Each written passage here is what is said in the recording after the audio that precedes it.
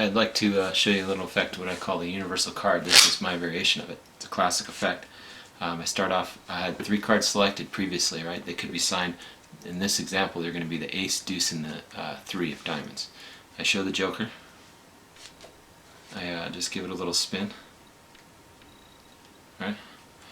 It changes right into the first one. Okay, hold out your hand, right? On it. It's just an illusion because it's the joker. Okay. Now I say your cards got to be in here somewhere. You don't know where. They're somewhere in the pack. I have them inspect it, and they can see the layers of the card that is in fact there. Right. That is the joker and the joker alone. If I just have them blow on the card again, it'll actually change right into the deuce, like so. Okay. You can see the deuce. Now I just wave my hands like this magically. 1, 2, 3. There's the third card. Okay. And you can see that there's no other card. Now that's just an illusion though, okay, because it looks like it really is a 3. But see, that's the way illusions work. It looks real, but that's not real, the 3. That's really the joker, we know that, right? So if I just blow on the card, again, the joker's back. Now you're probably wondering if that really is the joker there, and only the joker, and it really is. I'll let you examine it. This one card, you can see the layers. Okay, we drop it down, and I show you that the real cards are in the pack upside down. These could be signed cards. 1, 2, 3.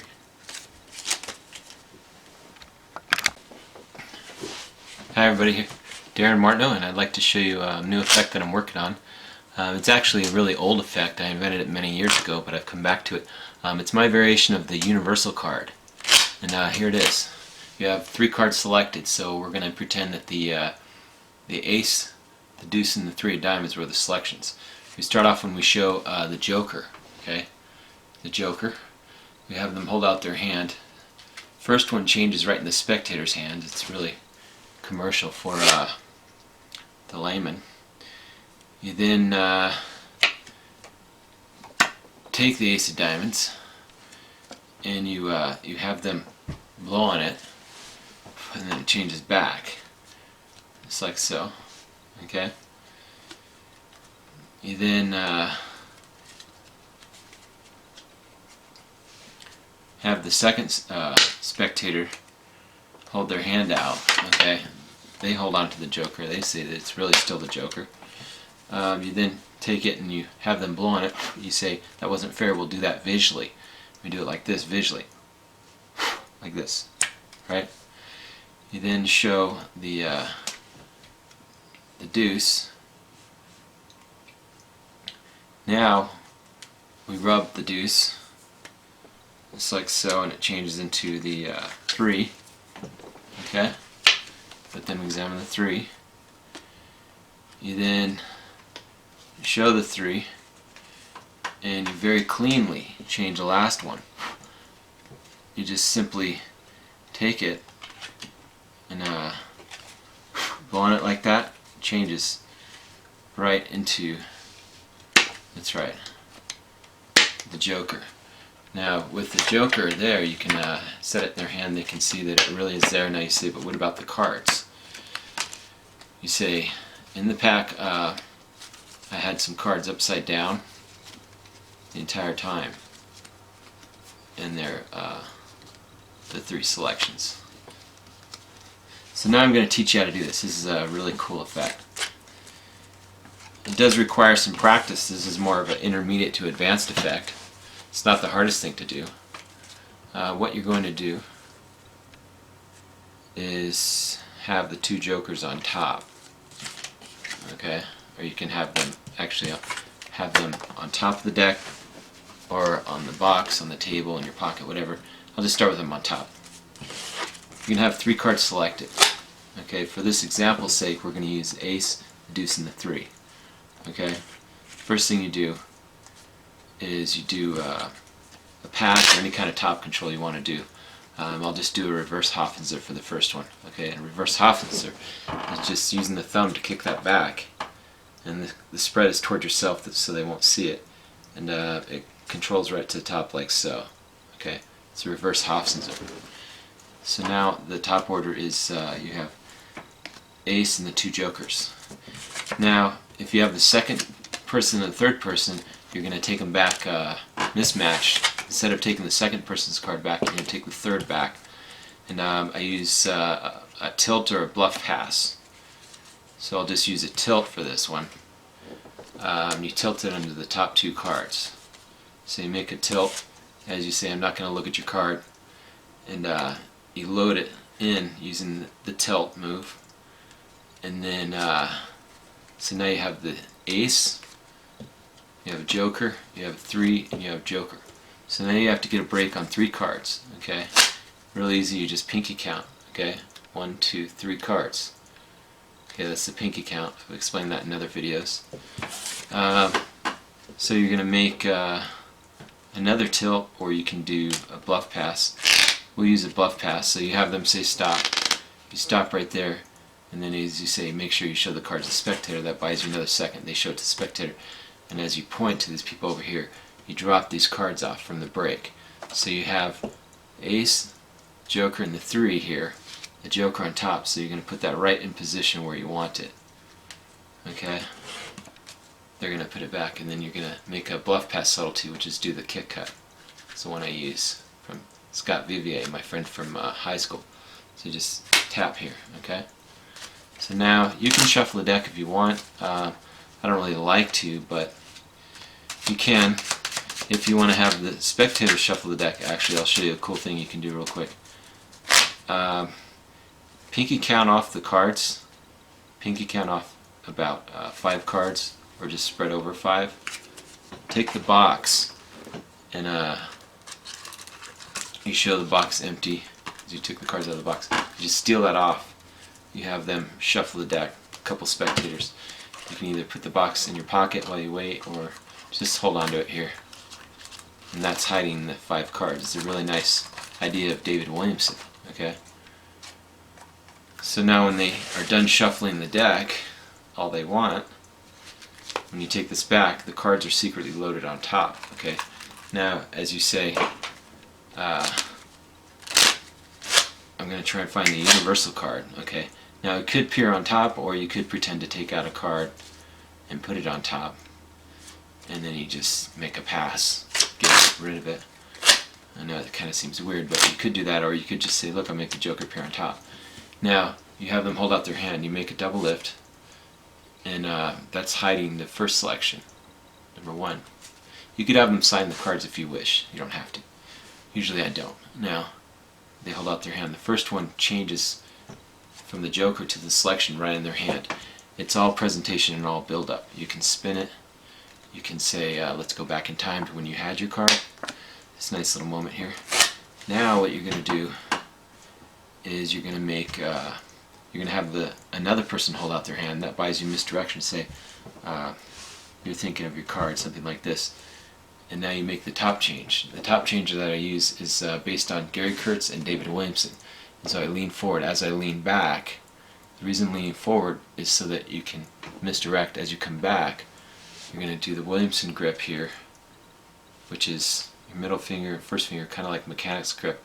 But because you've let the deck settle like this, when you come back, it will go to this position, which will push it out. So it's a very smooth top change. It looks like this. You say, hold out your hand, and then you just say, hold your hand flat like that. Now you can change it back to the joker. Okay.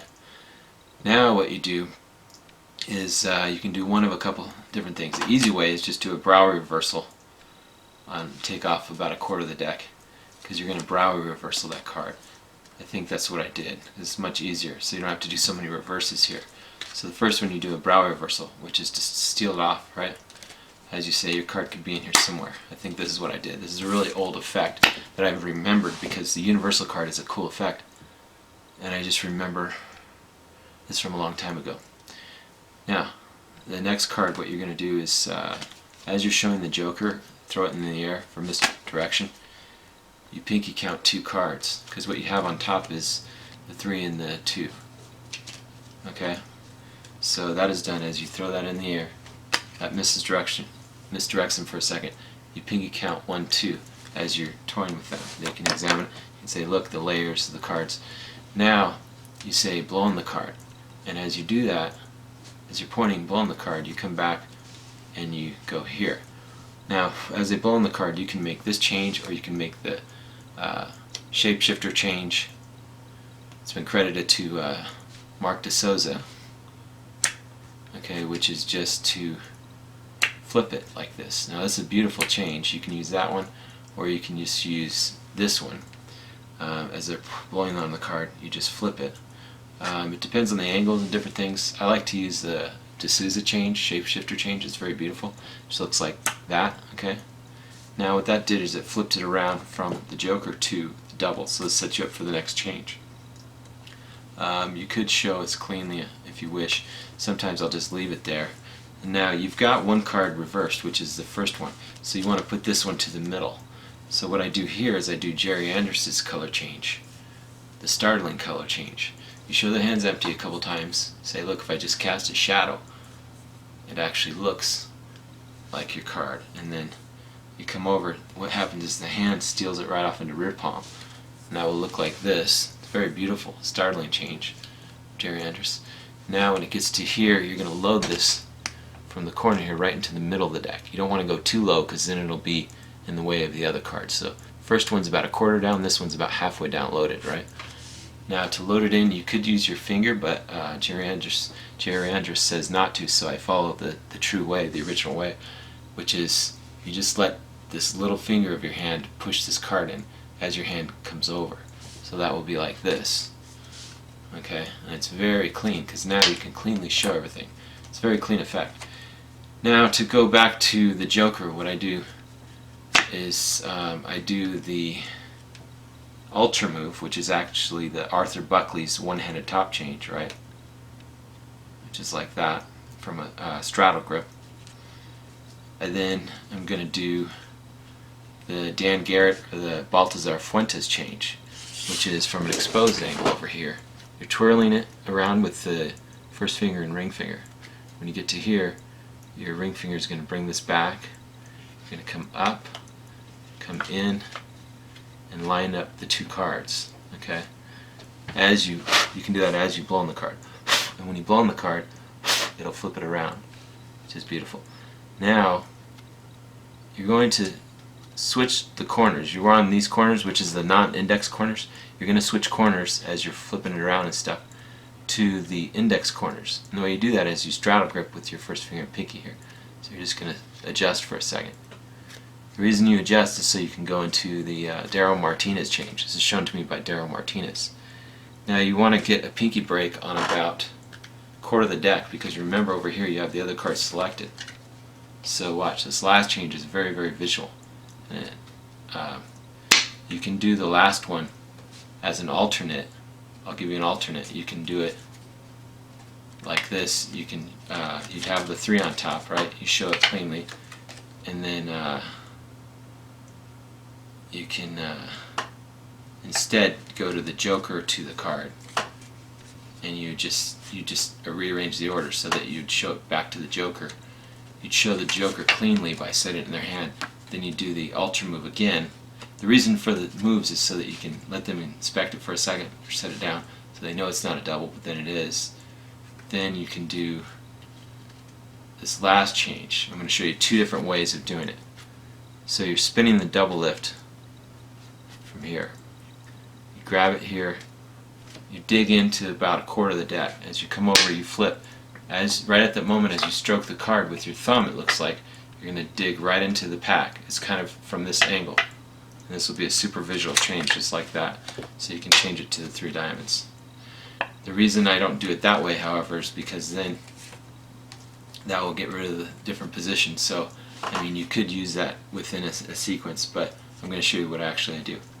Because I do that in different effects and stuff. There's so many different variations. So you're having a double lift, right? And you already just changed it back to the Joker from the selection. Now you're going to bury the selection face up in the middle by digging into about, I mean not in the middle, about a quarter way down. You're going to dig in with your pinky, quarter way down, like that, and leave it like this with the hand is turned. But you're like this.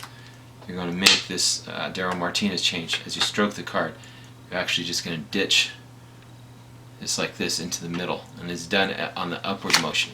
Okay? And it will look like this. It looks like nothing. Okay? It will look like this. Let me show you so you can see it in real time.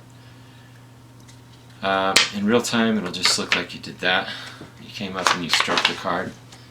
Now you can drop it down. It's in their hand.